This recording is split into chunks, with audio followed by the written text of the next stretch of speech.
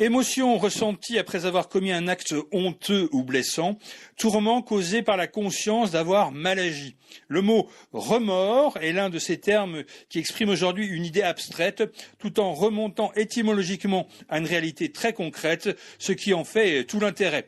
Et c'est le linguiste Gaëtan Saint-Pierre, dans son dictionnaire des mots licites et illicites, qui nous guide aujourd'hui. Le mot remords, écrit-il, est un dérivé du verbe remordre, en latin remordere.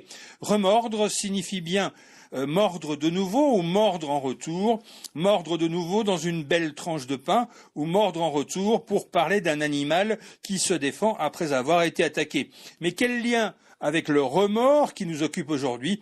Eh bien, ce lien est métaphorique puisque le mot est ici utilisé au sens moral de ronger par le regret, faire souffrir d'avoir mal agi.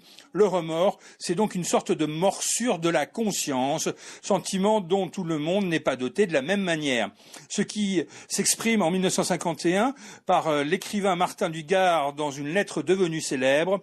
J'ai été surpris, souligne-t-il, j'ai été surpris de constater que son regret ne s'aggrave d'aucun sentiment de culpabilité, nul indice de remords. En fait, il ne se sent en rien fautif, ni aucunement responsable du malheur d'une existence sacrifiée.